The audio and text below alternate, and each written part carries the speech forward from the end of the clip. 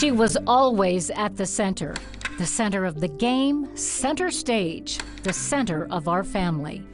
In a game of kickball, Mom would always bend the rules to make sure the little ones got to base. My sister Maureen came across this video last month. Our mom, at the age of 80, in the early stage of Alzheimer's, struggling to bat, confused about the rules of the game. Her grandchildren were bending the rules to make sure Grandma got to base. Everybody out, go walkers! Go walkers! At the annual Walk to End Alzheimer's, I sometimes see that look of confusion. Lost souls struggling to recognize the loved one who is holding their hand. But I also see a look of optimism.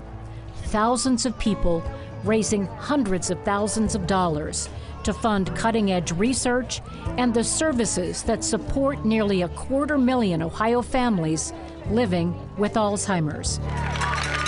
A promise garden of flowers, blue if you have Alzheimer's, yellow for caregivers, orange for supporters, purple for those of us who lost someone we love.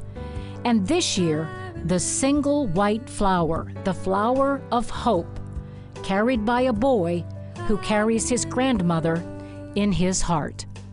It's horrible watching her die slowly, and it's horrible watching her life fade away every time I visit her. So it's hard because he doesn't ever remember her like she was. He was too young to know all the things that she did with him and for him. It's really heartbreaking. He just knows her now.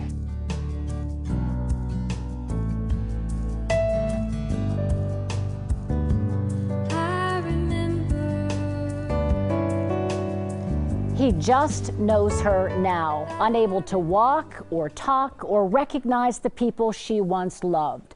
She is on the journey through Alzheimer's. I'm Colleen Marshall. Thank you for joining us tonight as we share the stories of families who are on that journey, look at research and testing, and answer your questions. On our phone lines tonight, experts ready to help your family at 614-821-4444. You can also join the discussion with experts on our website at NBC4i.com. For years, Alzheimer's activists in Ohio lobbied lawmakers at the State House at the annual Memory Day, asking them to develop some kind of a state plan to help the growing number of Ohio families dealing with Alzheimer's. Ohio was the only state in the nation with no Alzheimer's support plan until last month. In Ohio, unfortunately, we didn't act so fast. And now that we're starting to see the demographic shifts, things are changing. Lawmakers finally passed a plan to form an Alzheimer's and dementia task force, and the state can learn now from the mistakes of others. Some states have put a plan in place and haven't really followed it. It's set on a shelf. That's not going to happen here. Vince McGrail helped lead activists from all over Ohio who spent years lobbying for help for families who were spending years in medical crisis. It's a long journey. As you know, it's a long journey. It's such a emotional drain, financial drain on families. It's really hard for people who have not been in the middle of it to understand what that's like. By early in the new year, the task force will get to work. The task force is chaired by the Ohio Department of Aging, and it's vice chaired by the Ohio Department of Health. That's unique, and no other state in the country has that type of leadership at the top, per se, on their task force that'll create a state plan in Ohio. It will include stakeholders, care facilities, the Alzheimer's Association, family caregivers, those living with Alzheimer's, including those 60 and under, living with early onset of the disease. Individuals who may be 60 years old will be on this task force to say, hey, I'm 60 years old and I was basically, I got dementia. And I have to have a conversation with you guys to say, hey, look, this is what it means to be 60, unable to work, and live with a disease like this. Trey Addison was chief lobbyist for Ohio's long-awaited task force bill. The fight is personal. My great-grandmother died of dementia. My great-great-aunt has dementia. My grandfather has early onset dementia. So the fight is personal. And when I took this job, I said that. This is a personal fight, and we're going to get over the finish line. The task force will look toward the future, identifying needed services and supporting cutting-edge research for this organic brain disease. But there could also be hope in the tried and true: exercise and diet, an old formula being applied in a new way for people living with Alzheimer's. Diet and exercise. You know how important they can be to your good health, but aggressive exercise and a farm-fresh diet aren't usually associated with Alzheimer's care.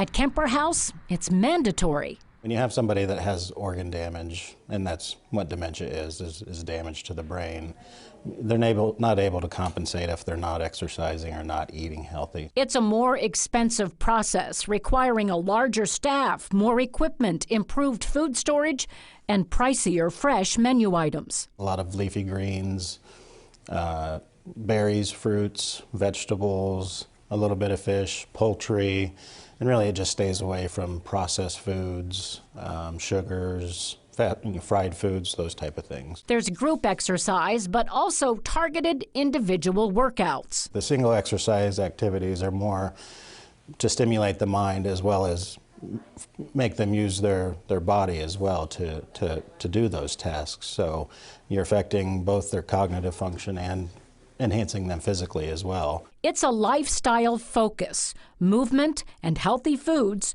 to improve quality of life and hopefully delay the relentless progress of a heartless disease. The problem with that is there's no big studies, because somebody can't trademark kale or walnuts or a healthy diet.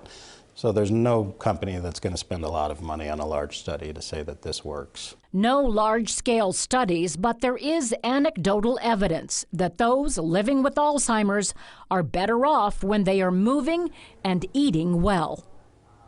Did you know half of all Americans over the age of 85 are living with Alzheimer's? It is the 6th leading cause of death in America and the only one in the top 10 with no known cause, no known cure. If you have questions about that, we have answers on our Call 4 line right now. Volunteers from Senior Star at Dublin Retirement Center, the Central Ohio Area Agency on Aging, and from the Alzheimer's Association. You can also join the discussion and ask questions at our live chat. We have experts from the Alzheimer's Association in our newsroom right now. Click the link at NBC4i.com on our homepage and you can join that chat.